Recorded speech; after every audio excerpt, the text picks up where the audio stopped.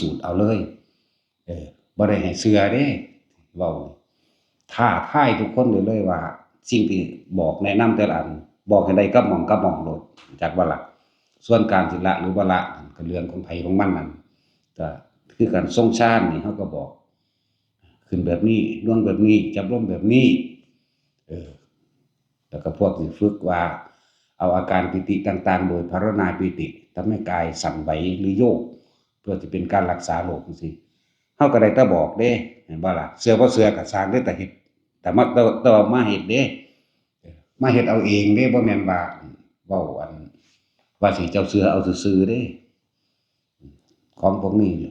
จับต้องรู้สึกได้ทุกอย่างที่แนะนำแต่ละคนมา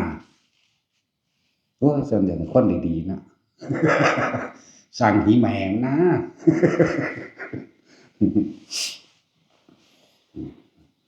แต่ของบ่ฝึกเอาเพิ่นมานี่เพิ่นบอกเพิ่นแนะทุกคนบอกแนะกันเฮ็ดจังซี่วางใจจังซี่จับแบบนี้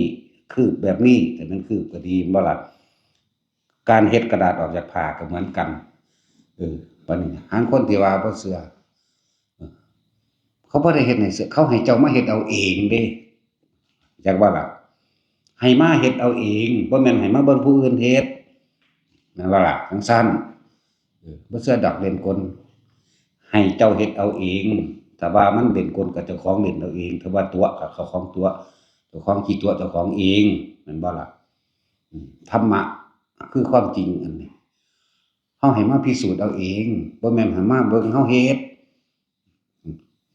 โอ้ยสิไปเฮ็ดคือเฮาเฮ็ดได้บ่ล่ะเอาไปอยู่ป่าแม่จัก5 ปี 6 ปีเอามาอยู่ได้ซะล่ะเป็นนำ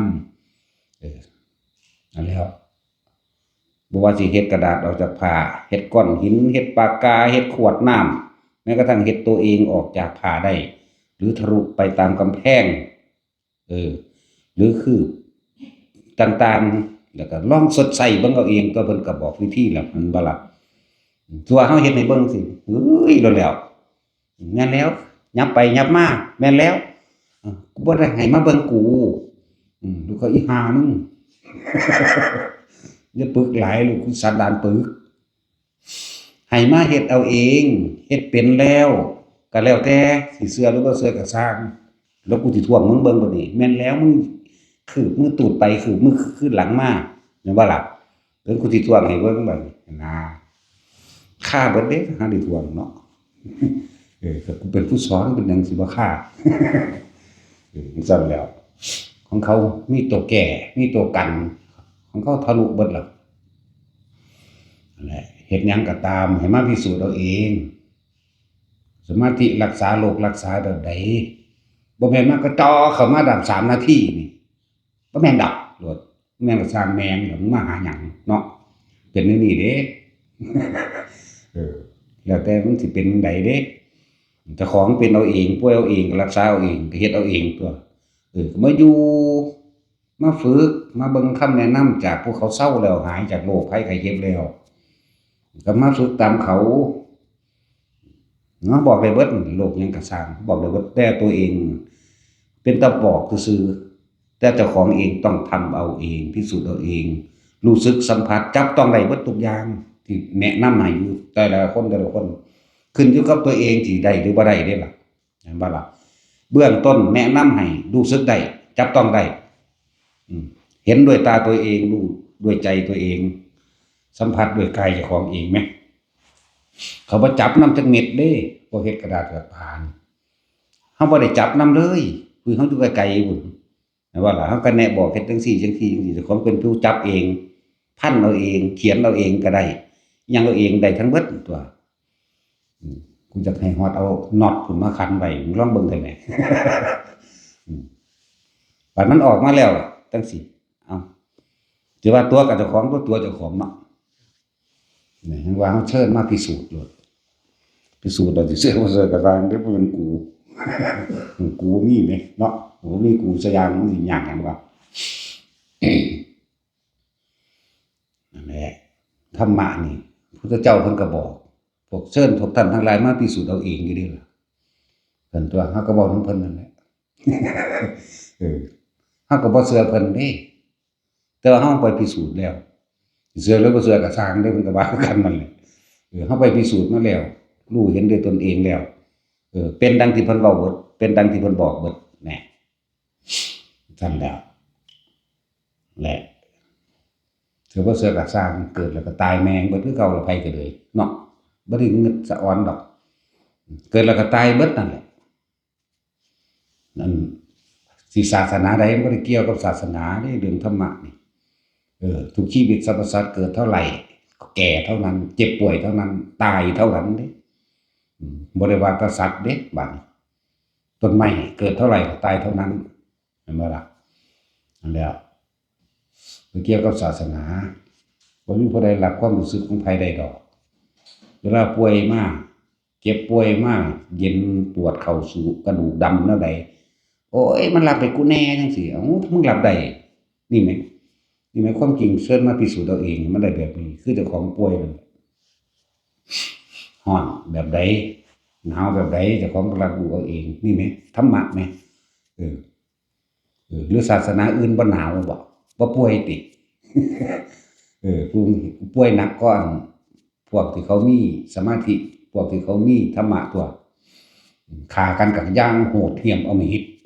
ฆ่าแบบบ่มีความเมตตาปราณีต่อกันเลยตัวเห็นบ่ล่ะเพราะว่าความเชื่อของมันแบบนั้น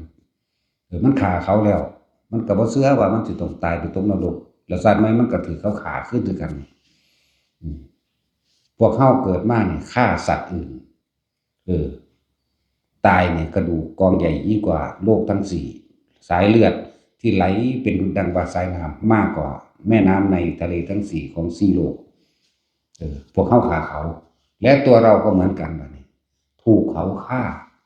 เหมือนกันถูกเขาเชือดคอเขาเองเลือดไหลหนึ่งมากยิ่งกว่าทะเลทั้งสี่เข้าใจว่าล่ะกระดูกของเขาเองที่เขาฆ่ายิ่งกว่ามากยิ่งกว่าเม็ดดินในโลกทั้งสี่นี่ชมพูทวีปโลกโลกมนุษย์อปรโคยาทวีปโลกนะอมรโคยานาทวีปโลกปุเพวิเทหทวีปโลกนี่โลกทั้งสี่นะนักวิทยาศาสตร์มันท่านได้เดินทางไปถึงก็ได้ล่ะแต่ว่ามันเก่งกันเลยว่ามันไปหาโลกมนุษย์ต่างดาวเขาบอกกันนั่นเขามนุษย์ต่างโลกเนาะสั่นแล้วมันเราท่านได้ไปเห็นกันเลยเห็นจังไดอยากเห็นก็มาฝึกเอาตัวเนาะก็ไปดึงมาบ่ได้แหมวาดรูปให้เบิ่งก็วาดได้อยู่แล้ววาดบ่งามนั่นแหละวิทยาศาสตร์เขาก็ยังบ่ไปทันได้ถึงวิทยาศาสตร์เรานำหลังพระพุทธเจ้าเบิดนั่นแหละเจ้าสินิวตันอิเล็กตันอิหยังก็แล้วแต่เถิดพระเจ้าแยกธาตุออกมาบักหลายแต่ว่าเพิ่นว่ามันหลายเกินไปเลยเว้าอยู่ธาตุทั้ง4ดินน้ำลมไฟแน่ซ้ำนี่นึงได้ล่ะไฟฟ้าไฟเฟอร์อย่างเพิ่นบอกมาก่อนเบิดนั่นแหละมีฮอดวิธีลักไฟใส่โดยบ่ได้ต่อสายก็ยังมีเด้เฮาก็เฮ็ดเป็นเว้ยทดลองเบิ่งเอาได้อีหลีตัวนี้วายบ่ได้เผยแพร่บ่ได้คนซุมื้อนั้นขี้โกงอยู่แล้วแต่ฆ่าคนตายเห็นอยู่มันยังรอดได้เนาะแต่ก็ช่างเถอะอย่าไปงึดไม่อาจสามารถรอดกฎแห่งกรรมไปได้บ่รอดจังได๋ก็บ่รอดเก่งก็โลดเสือบ่เสือก็สร้างมันก็ตายไปคือเก่านั่นแหละเนาะนั่นแหละว่าจังว่าคนมันสิรวยปานใดก็สร้างได้ถ้าบ่รู้จักคำว่าพอทุกข์คือเก่าคำว่าทุกข์กับจนคำว่าทุกข์กับรวยมันคนละอย่างกันเด้อ